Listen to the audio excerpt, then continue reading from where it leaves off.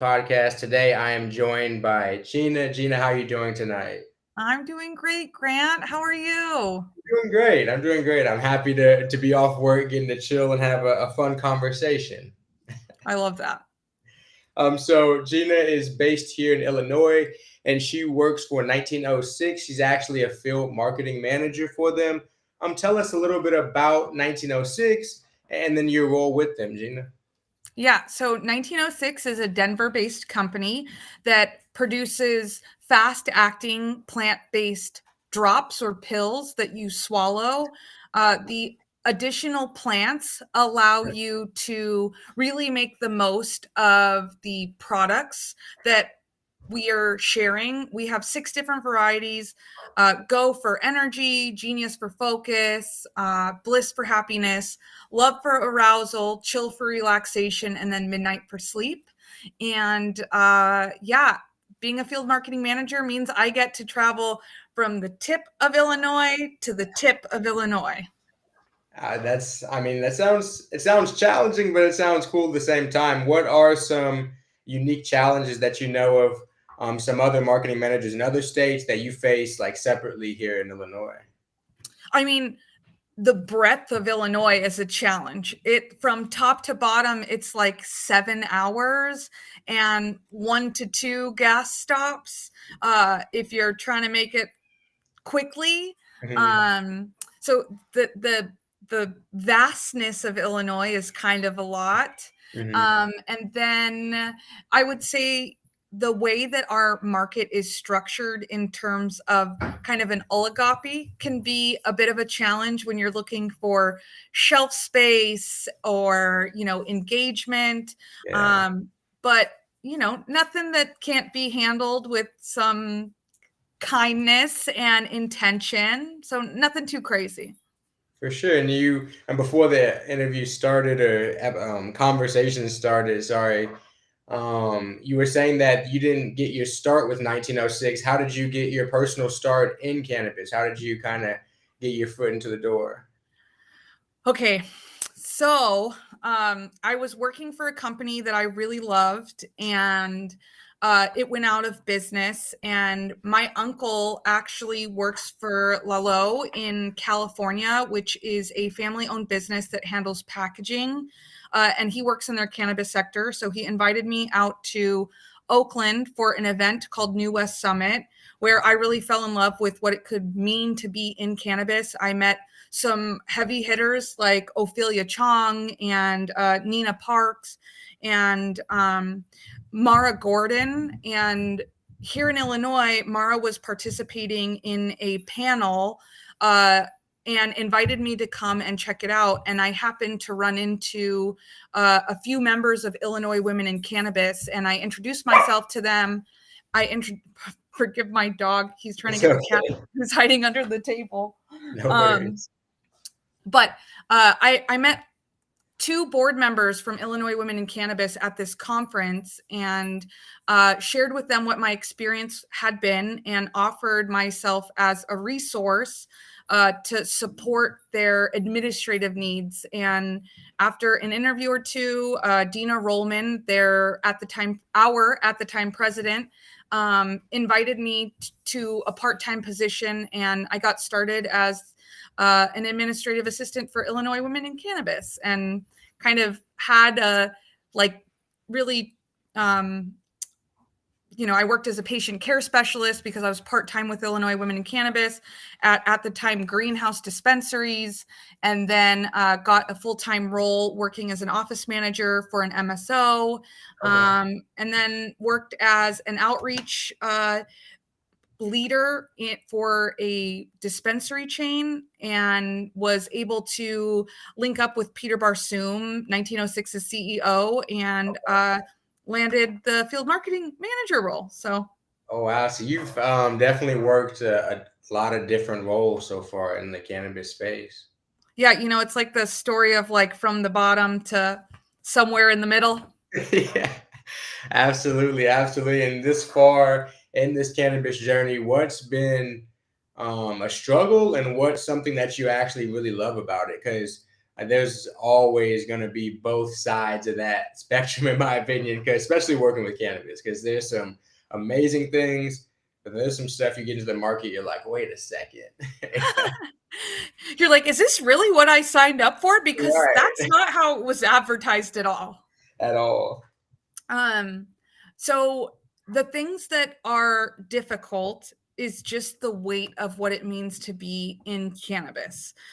You're kind of trudging new landscape. In 2017, was not the same as it is now. Like I didn't speak with family members. It was like, I put a target on myself essentially. And while things have certainly changed, there are still challenges. Like you can get burnt out, and knowing how to manage kind of your, how to manage the philanthropic arm of what you want to do, and like philanthropic in the sense of or advocacy. Philanthropic is not the right word. The advocacy portion of things, like really making sure that you're being vocal and supporting the industry and what it means to be progressive in this industry, and taking time to just like take a step back and be like, someone else can carry on for a moment, and I'm just gonna take it easy for a second because it's a lot. Like I'm a woman, I'm Hispanic, or rather a Latina. It can be a lot to be, a Black or brown person in cannabis and be in cannabis. It's like constantly on, and it can be heavy sometimes, For sure. For sure. And what pushes you through those heavy times? Like what's the light that keeps you going when the times get like really rough? This is my light. Absolutely. Absolutely. No, but really, like, yes, absolutely, that's it. But also like the people and the community, and like the effort of knowing that you're making progress with every, you're chipping away at the wall in front of you, and having people with you that are like-minded and understand the benefit of continuing to do hard work, and surrounding yourself with people that when you're like, all right, I'm ready to give up, I throw in the towel, that are like, no, you've got another punch in you. No, you've got this. Keep going. You don't want to give up yet. Keep going. So having people in your circle, in your corner, that like get it and get it and get it, Absolutely. Absolutely. And as someone who's been in cannabis for a little while now, how would you suggest someone who's just trying to get a foot in the door, based off of maybe some things that you struggled with or some things that you had some success with? What are some good leeways for people to try to find a profession in cannabis, would you say? Join Illinois Women in Cannabis. Okay. Tell us more about that as well, because I'm interested in just hearing about what you guys do. And Yeah. So Illinois Women in Cannabis is a not-for-profit that, or IWC, that aims to empower women into leadership roles through networking, mentorship, and education.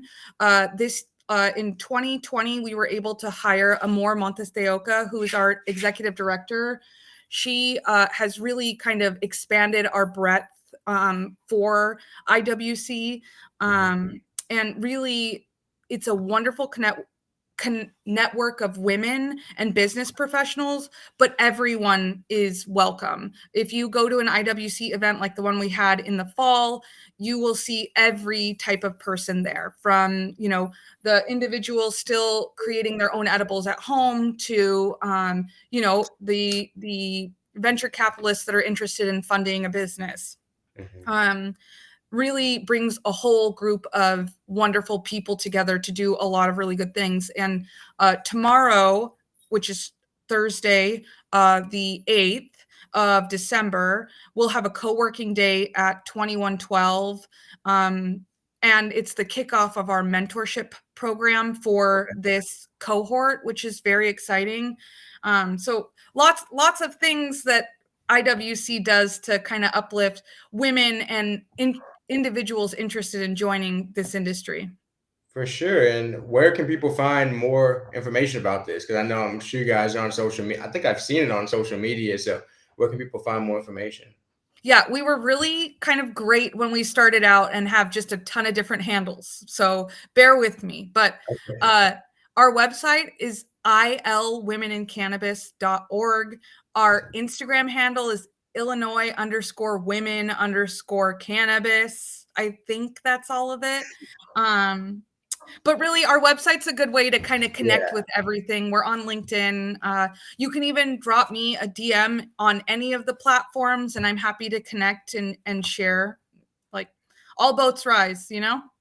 absolutely. I'm just curious, what's your personal favorite like cannabis social media networking like forum? Like what's your go-to if you want some good information or if you want to laugh, like where would you go to?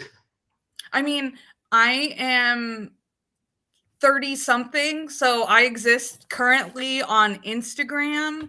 Okay. But, I think that there's a new network that just came up that I can't get my phone to open up because I just don't give energy to things that I don't have time for. I You know which one I'm understand. talking about. Absolutely, yeah. I I need to don't know check which that one one you're out. talking about though. Oh, what's it called? Somebody's I don't know what It's it's like a it's called. like a cannabis one? Yeah, I think Burner from Cookies is the one who created it. It's maybe called like Be Oh, Social or I something saw that like they that. created something, but I don't know what the name of it is. I'm Yeah. gonna have to check it out. I'm behind also. Yeah.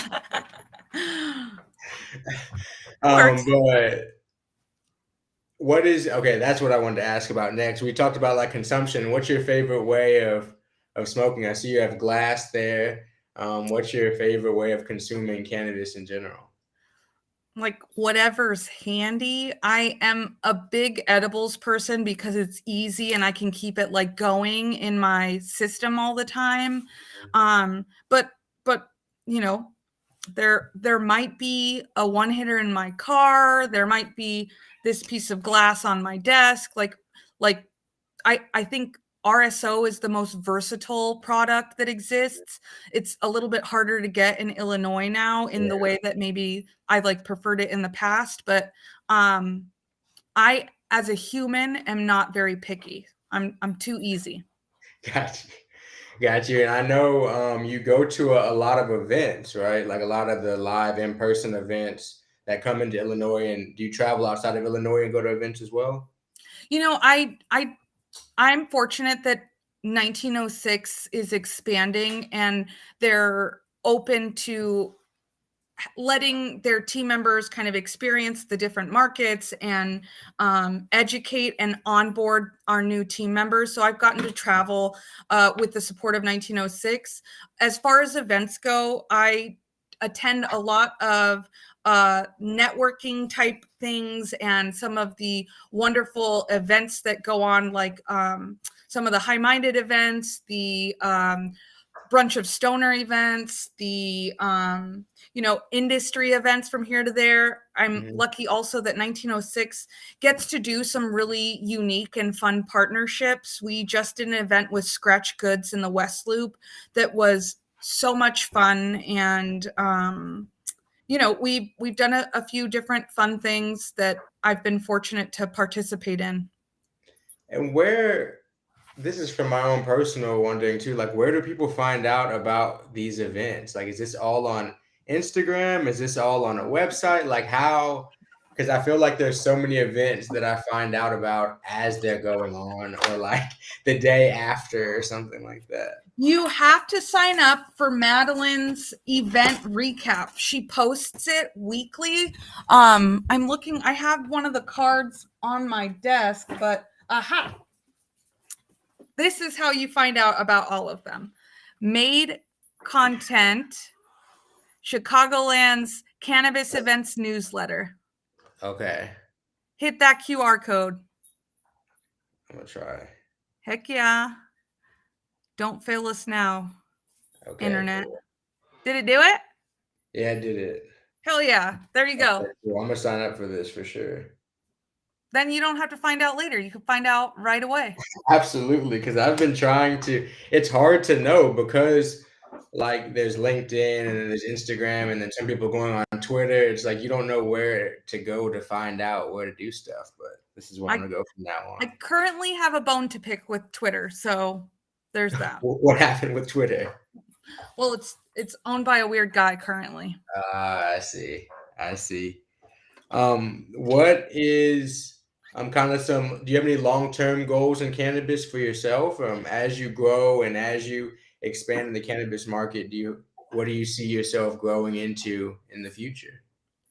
I always want to uplift and support people who are doing things well, doing things with the best intentions, and showing up for themselves and their communities every day. And so I hope and my goal is to not stop doing that and know that doing that will lead me to wherever it is I'm supposed to be. Jeez, that's a good answer. Okay. Okay, so because I know a lot of people, it would be like position based and stuff like that, but I like the fact that you're saying like regardless of the position or the company or whatever, that's like the stance that you want to be like approaching the cannabis industry from. Yeah, I think that I was just having this conversation earlier. We actually don't know what this industry is going to look like in 5 years, in how, like tomorrow, even. And when you get kind of tied to what the industry will do or be for you, you really lose, I think, what it means to be connected to cannabis. And if you don't tie you know if you don't tie yourself to what work is, you are able to be so much more fulfilled. So being in the industry will never leave me because I'll always be rooting here. Absolutely. Absolutely. I completely understand. And when you're not dealing with cannabis issues, you're not happy about cannabis or whatever. What do you like to do outside of the cannabis space? I love spending time with my family, and my friends, and being outside or inside or there. I mean, I just like to be. I love Yeah, to sleep. I like to eat. I like to just be chill and go with the flow. absolutely, absolutely. And as Illinois, I believe, is opening up a lot of new licenses and stuff like that, I'm sure that would expand your positions as well. Because it's like 70 dispensaries or something like that that's supposed to be opening up this upcoming year, correct? Absolutely. Yeah. So I had a really great I've been fortunate to get to spend some time in some of the newer dispensaries that have already opened. There's 3 that have already opened their doors in Illinois. It's nice to kind of see that different flavor and some of I the just saw one similarities. open next to Yeah. me in Wicker Park. One opened. Yeah. Ivy Hall is right there in Wicker Park. Ivy Hall, yeah. Governor Pritzker was just there this afternoon, which is so Okay. crazy to me. It's like a 6-minute walk from me. Yeah, it's right there. Have you been there yet? I haven't. I passed by. Actually, I saw their flyer in a burger spot, like right down the street from it. And then I just picked up the flyer and then I walked by, but I haven't been in yet. I saw they have some brands. They have like a Tyson brand in there. They have a few brands I want to try out. So I'll probably take a look. 1906 is in there, so stop by, pick you up some Absolutely. Genius. Absolutely. And as more of these stores open, even because I've only been living in Illinois now, I'm going on my second year living here. So even in that time in the dispensaries, I've watched as just a few more open, the price is going down too, in Yeah, terms of like flour and stuff like that. When I was here, first got here, there was no even like $48 eighths. Now it's starting to like creep down, and that's cool to see because I definitely want to go to the dispensary more and more. totally. And even with 1906, we for quite some time weren't running promotions. It wasn't really in our budget, and it wasn't a possibility for us. And in the last like 3 months, really, it's been more of kind of how we are able to participate in remaining competitive in this space. So you're totally right. Like the more opportunity is, the more opportunity there is.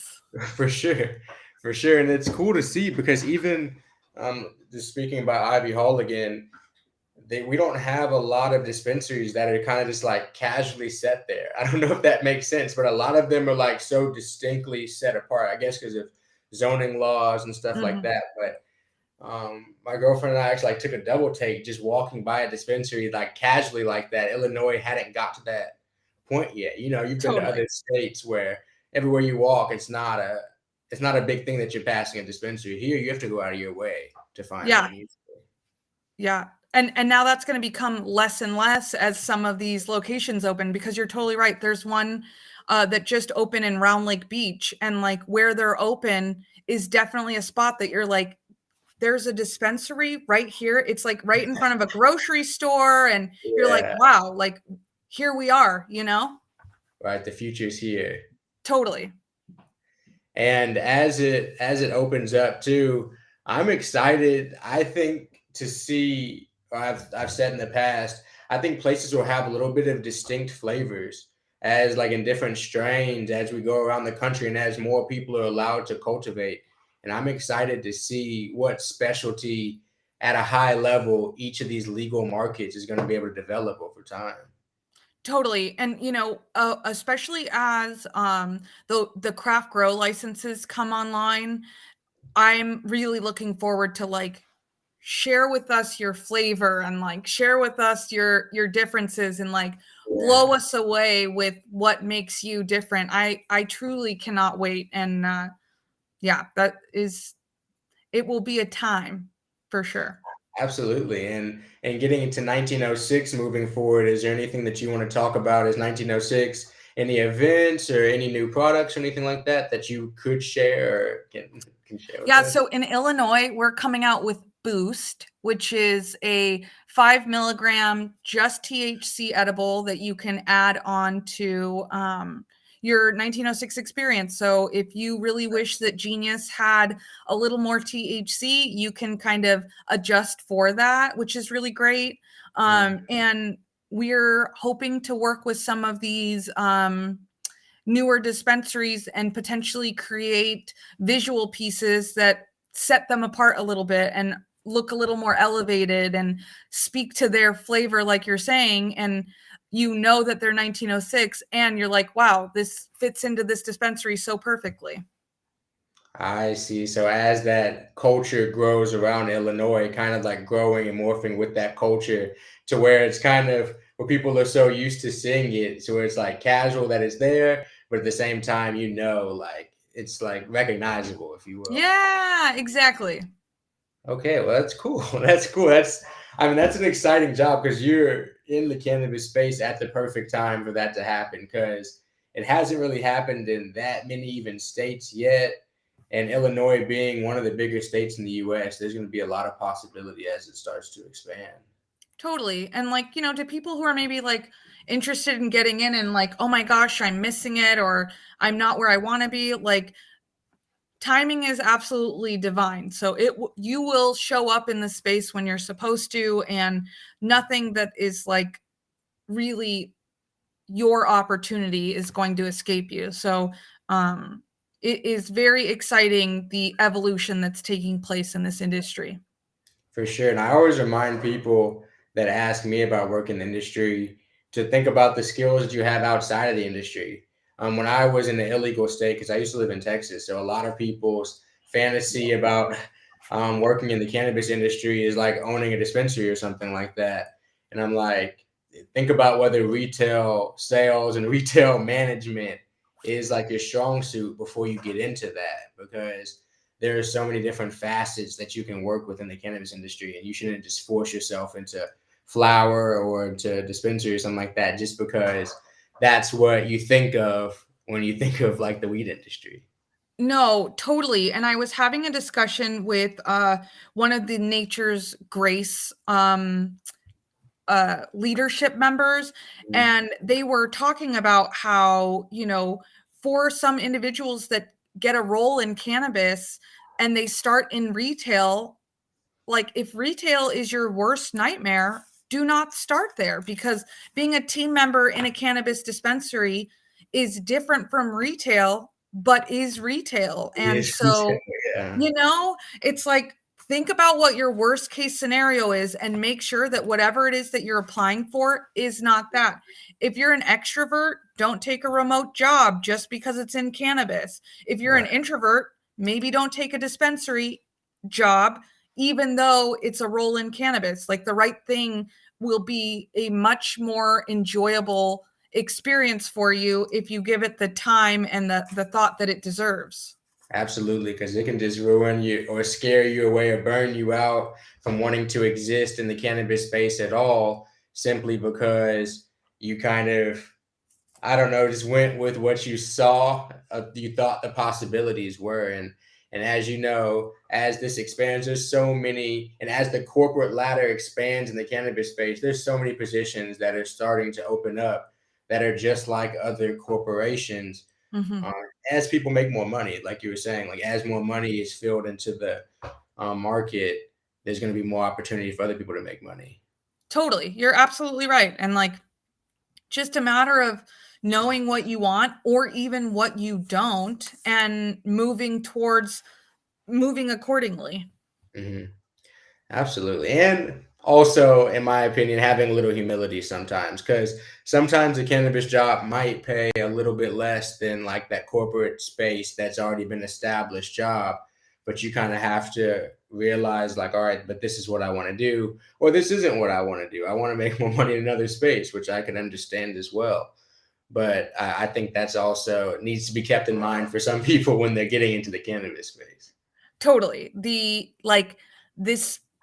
It's all over. Like, cash flow is an issue in cannabis. These craft grow licenses aren't coming online due to cash flow, and the dispensaries that exist, even still, some of them have issues with cash flow. It is helpful to be mindful of where your goals are and what you're willing to give up, what you're willing to like push forward with, and making sure that you don't like give up on your dreams or your goals, but you also don't undercut your value.